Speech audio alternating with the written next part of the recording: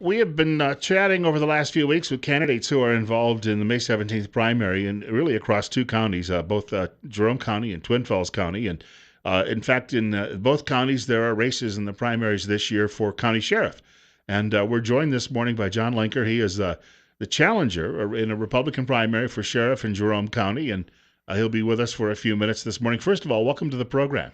Thank you. Good to be here. We were just discussing, you've been a busy guy because even in a county that perhaps only has 40,000 people, you still have to do a lot of traveling around in order to meet with people and really give them the sales pitch. We called it, I think, with one of the candidates the other day, the elevator speech.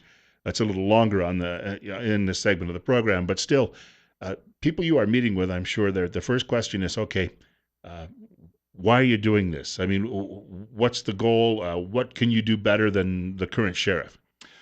What I can do better than the current sheriff, while I respect Sheriff McFall, I do believe that his attitude toward law enforcement comes from his base of knowledge, his base of experience, which is an ISP model. An ISP model works great at a statewide level. They don't have to deal directly with the residents of the area they're patrolling as often as does the sheriff's department. The sheriff's department needs to be brought back into a smaller mindset as far as not only geography, but that we have to see these people on a daily basis. We go to church with them. We see them in the shopping centers. We see them out in town at the restaurants. And there has to be a level of trust that's built up that they know that you are there for them. One of the things that I was talking with your previous guest outside the studio a little bit about was I was taught very early on in my career that the authority of a police officer, a sheriff's deputy, a sheriff, does not come from the chief of police, the county commissioners, the city council, the governor. It comes from the people of your jurisdiction. The surest way to lose that authority is to abuse that authority.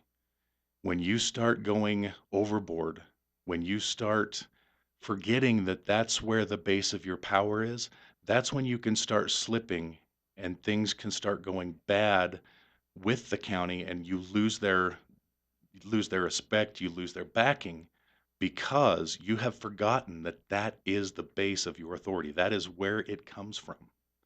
And they can take that away at any time. When you talk a little bit about this, what specifically is your background when it comes to law enforcement? I started my law enforcement career back in 1996 in Lake County, Florida. Population about, I think it's a little over 300,000 people. I started out in the jail where we were dealing with inmates on a one-on-one basis. It was direct supervision except for maximum.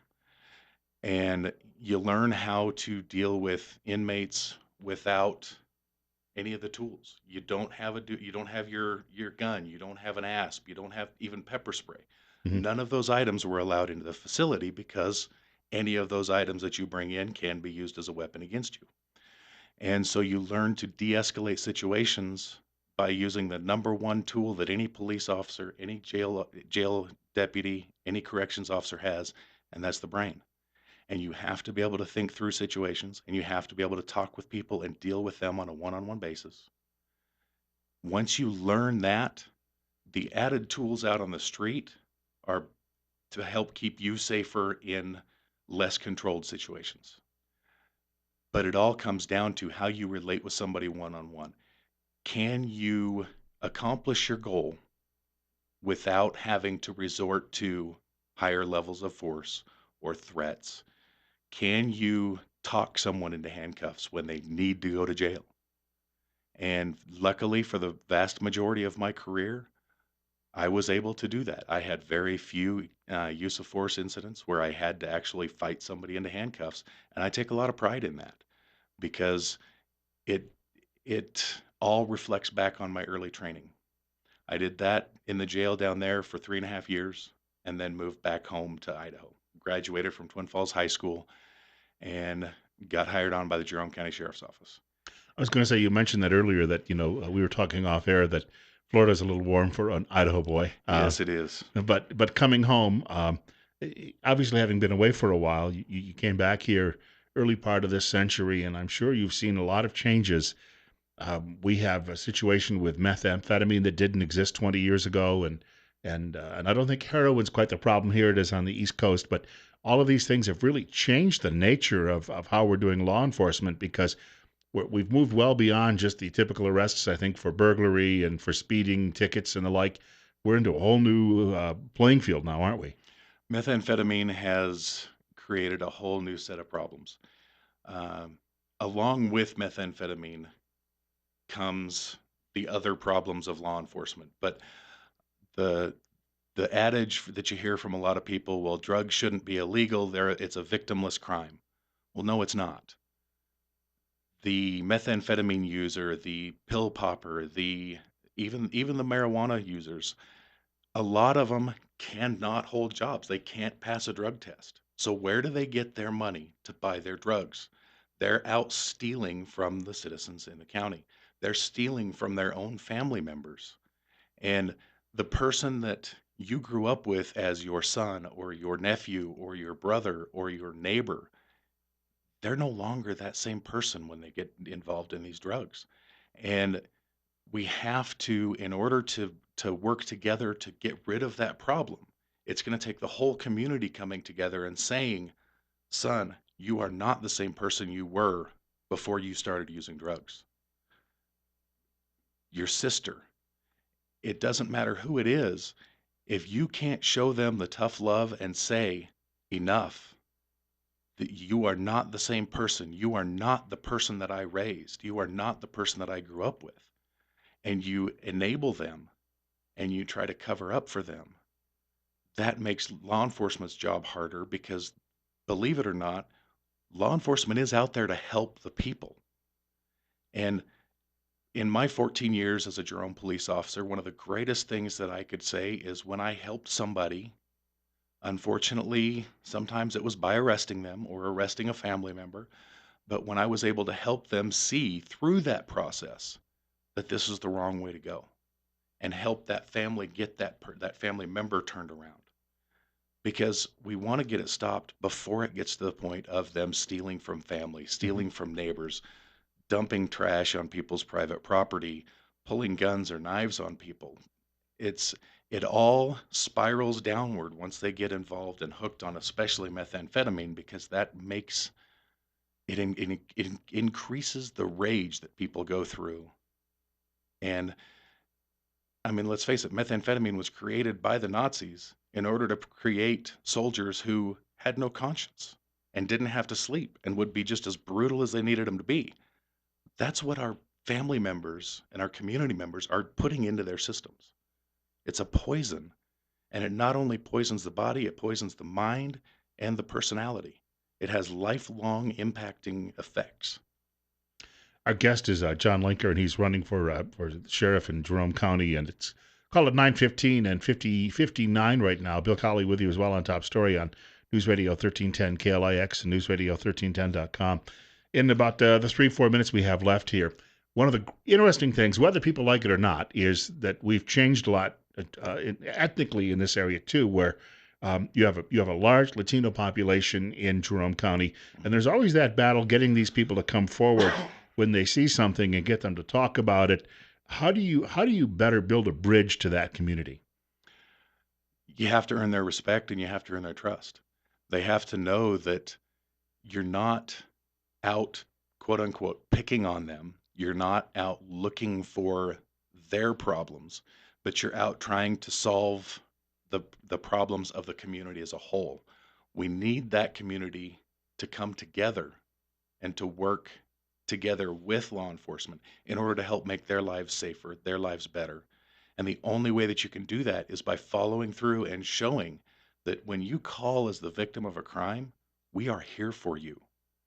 Absolutely. I don't care what your status is.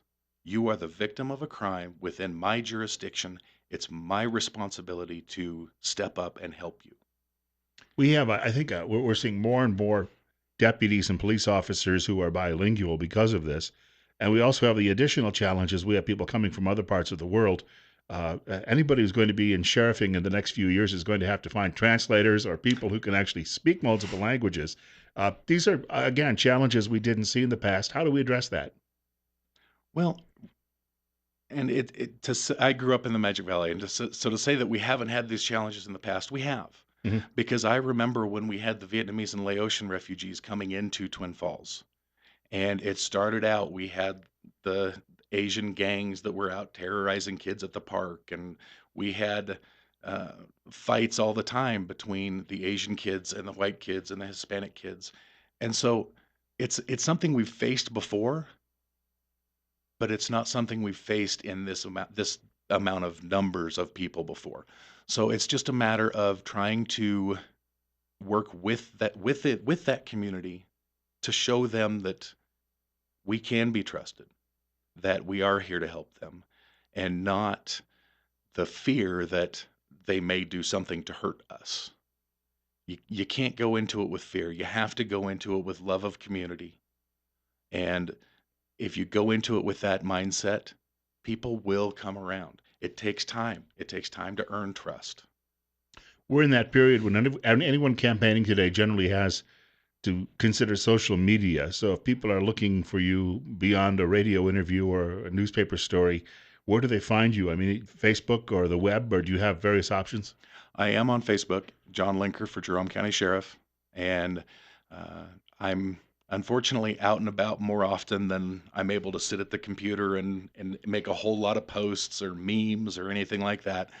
I am a self-funded campaign. I do have a job and a part-time job to try to pay for the campaign. So, on top of my job and my part-time job and my other part-time job of campaigning, I don't have the time that I would like to be able to sit in front of the computer and keep everything up to date on the Facebook page. But the majority of the information that I try to get out is there. My experience, my love of community. Um, from the day that I stepped foot into Jerome County, they made me feel like I'd been part of the community my whole life. Even though I grew up in Twin and there was a huge rivalry back and forth between Jerome, I was accepted. And that meant a lot to me. And it built up a true love for Jerome County to the point where I coached youth sports, whether my kids were playing or not. I've got a 6 year age gap between my oldest son and my youngest son. And in that 6 year gap where Michael would move up out of that age group and Joey wasn't quite into it yet, I continued coaching because I enjoy working with kids and trying to pass on what I know to them. Well, I want to thank you very much for coming by. We do want to remind people you spell John Jon. Yes, So sir. if they're looking on Facebook, Jon Lenker, drop the H from John, and they should be able to find that. Yes. And I want to thank you for coming by today, and I wish you good luck as I do other candidates. Thank you, sir. We have a break coming up. In fact, in a couple of minutes, I got to share a story with you. A radio announcer from Louisiana says Donald Trump has done a good thing. And according to this radio announcer in Louisiana, that's because he says Trump has purged Jews from the Republican Party. You got to hear this one coming up.